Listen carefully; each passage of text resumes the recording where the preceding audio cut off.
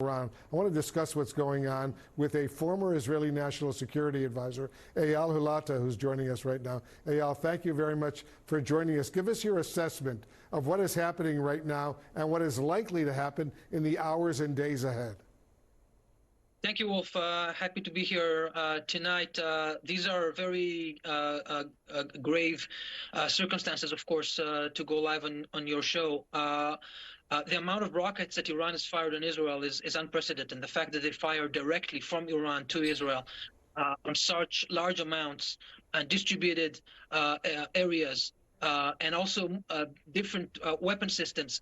Nothing like this has ever happened before. This is Iran crossing all lines of things that are conceivable, as we've seen before. Now, so far, it seems that Israel's defense systems are capable of intercepting those rockets, and of course, with the enormous aid by CENTCOM, U.S. forces that are doing a lot to intercept them even before they reach Israeli airspace.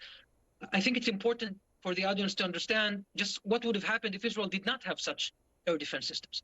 All of those rockets that have been intercepted over the skies of Jerusalem, of Tel Aviv, of the Negev, of Haifa, all those would have hit civilian neighborhoods, causing enormous amount of damage.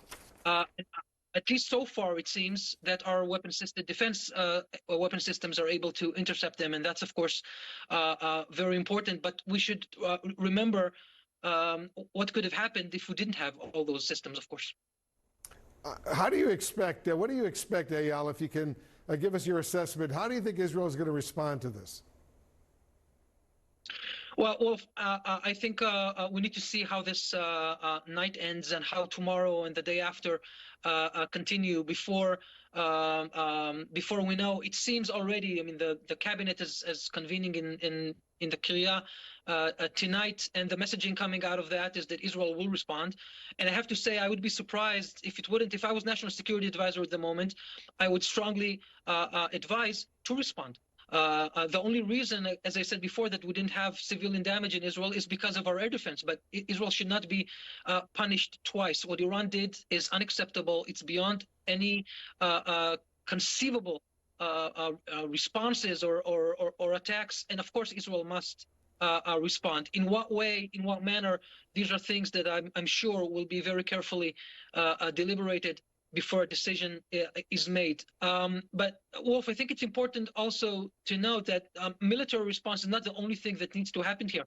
I sit in Washington as a fellow in the Foundation for Defense of Democracies. We talk a lot about what is necessary to do with Iran and the scope of international pressure. We need to recall that the sanctions on ballistic missiles have been lifted just a year ago, during 2023. Those are the same ballistic missiles that were fired, and other missiles, of course. Those sanctions were also against drones and cruise missiles. All of those are the arsenal of the Iranians. I think it was important not only to ask what should Israel do at the moment in response, but what should the international community do when Iran is allowing itself to do something this unimaginable and to use so many missiles against civilian targets in Israel. Maybe it is time to restore those sanctions. Maybe it is time to do something more serious at the Security Council, of course, with U.S. lead and all of the European other partners involved in it. You know, after the Israelis launched that strike against that Iranian consular building in Damascus, killing those top Iranian military commanders, we anticipated that there would be some Iranian retaliation. I, like many others, thought it would come from some of the Iranian proxies like Hezbollah in South Lebanon or the Houthis in Yemen. Were you surprised that this Iranian military response has come directly from Iran, and these rockets, these missiles, these drones weren't launched from Syria or Iraq or Lebanon, but were launched from Iran, from inside Iran? Did that come as a surprise to you, Eyal? I must admit that it does come as a surprise, also on the volume.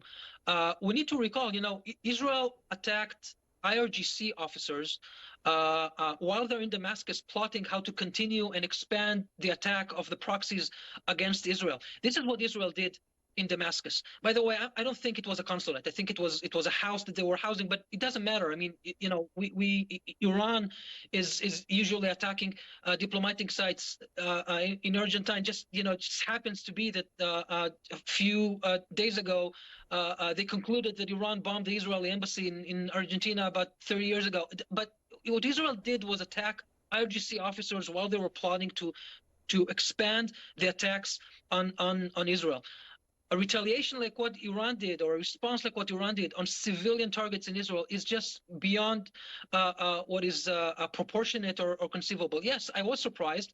I guess they did it because they thought that Israel is vulnerable and they can do it now, and maybe that Israel will not respond in a proper way. But I think what's more important, just to remember that President Biden told the Iranians not to do it, and they did it anyway. So I guess what Iran was defying was not only Israel, but in fact also the United States and the international community. And that's a big problem that we need to think about, and also to see how we react to it so this doesn't happen again. A former Israeli National Security Advisor, Eyal Hulata, thank you so much for joining us. Appreciate it very much. A very, very dangerous time in the Middle East.